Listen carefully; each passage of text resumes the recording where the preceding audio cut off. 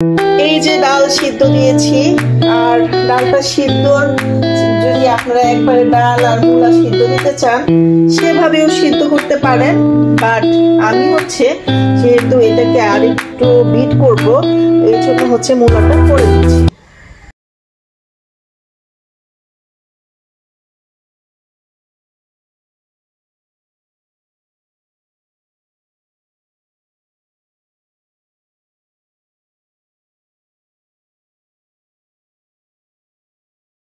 Hello, আসসালামু আলাইকুম। নতুন ব্লগে সবাইকে স্বাগত জানাচ্ছি। আজকে একটা মজার ডালের রেসিপি নিয়ে আপনাদের সাথে শেয়ার করব।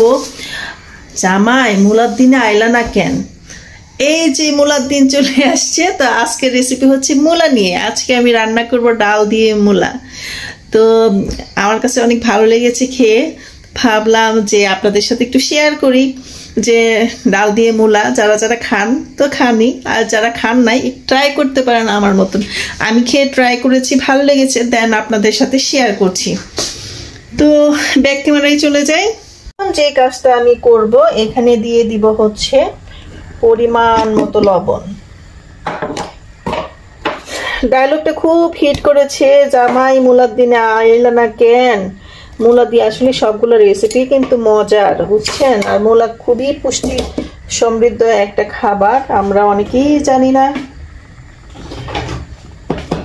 আর হলুদ দিয়ে দিলাম। তো হলুদ দিয়ে দিলাম। এখন এটাকে একটু হুইক্স দিয়ে ব্লেন্ড করে নিচ্ছি।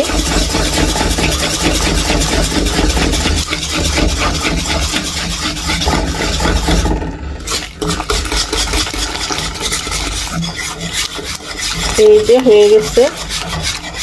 তো এখানে আর একটু পানি যাবে, আর একটু পানি অ্যাড করব। মূলাটা আগে কেটে নিই।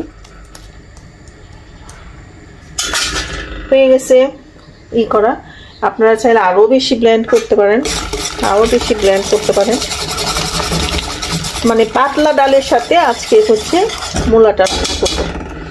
তো ওই যে রান্না করলাম, করার পর সবাই এত পছন্দ করেছে বাসায়, ওই দিনই শেষ হয়ে গেছে।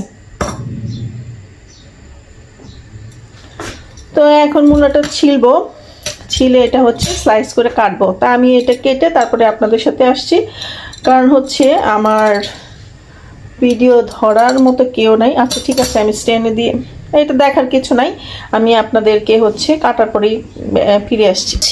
ডালে পানি দিয়ে দিলাম, আর এই যে মূলা কেটে নিলাম। মূলা এত পুষ্টিগুণ সমৃদ্ধ একটা খাবার, আর সেই খাবারটাই আমরা খেতে চাই না। এই যে দিয়ে দিলাম মূলার পুষ্টিগুণের কথা বললে শেষ করা যাবে না এই অবস্থা। তো মূলা দিয়ে দিলাম। মূলা এখন ভালোভাবে সিদ্ধ হবে, ডালটাও ভালোভাবে সিদ্ধ হবে, তারপরে আমরা ফিরে আসছি। আরেকটা কথা, আজকে 16ই ডিসেম্বর, সবাইকে স্বাধীনতা দিবসের শুভেচ্ছা। তো এখন এটা হতে থাক, এটা আর কিছু করার নাই, এটা সিদ্ধ হবে, দেন আমরা আবার ফিরে আসব। এইখানে বাগারের জন্য রসুন আর পেঁয়াজ নিয়েছি, আর এই পাশে দিয়ে দিব কাঁচা মরিচ। ইয়াগুলো সিদ্ধ হয়ে গেছে, আমার মূলাগুলো সিদ্ধ হয়ে গেছে। কাঁচা মরিচ, ধনেপাতা দিয়ে দিচ্ছি। যারা সবজি দিয়ে ডাল খান তারা এই রেসিপিটা অনেক পছন্দ করবেন। এই যে দিয়ে দিলাম ধনেপাতা আর কাঁচামরিচ। আর এই পাশে আপনারা পাঁচফোড়ন অ্যাড করতে পারেন, আমি আর পাঁচফোড়ন দিব না। তো পাঁচফোড়ন ছাড়াই বেশিরভাগ সময় ডাল রান্না করি। পাঁচফোড়নটা দিলে আরো টেস্ট বাড়বে, তো পাঁচফোড়নটা দিতে পারেন।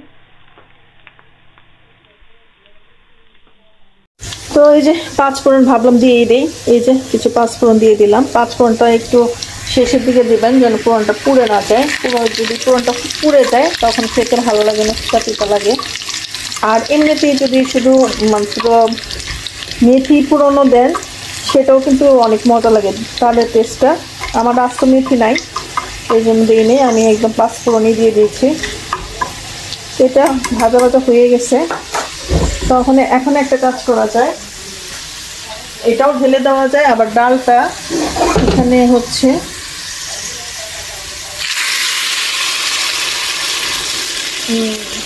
এভাবেও ফোড়ন দেওয়া যায়, কিংবা এটা ওইখানে ঢেলে দিলেও হয়।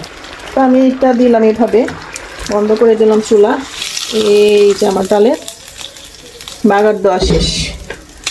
বাগার দিলে ডালের লুকটাই চেঞ্জ হয়ে যায়। পাতলা ডালের সাথে মূলা।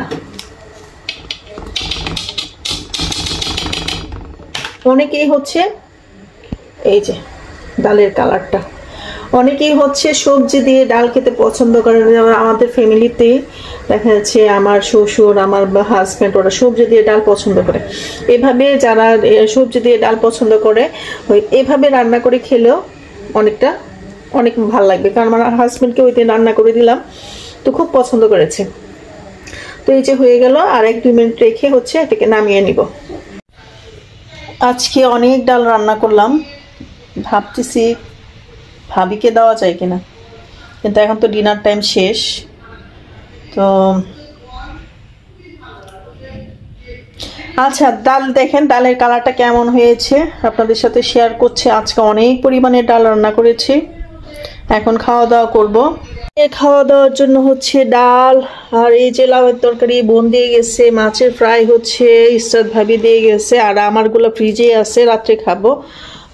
এখন হচ্ছে এদিক দিয়ে ভাতও নিয়ে নিয়েছিলাম। তো এখন হচ্ছে খাওয়া দাওয়া করব। তো ঠিক আছে, খাওয়া দাওয়া করি।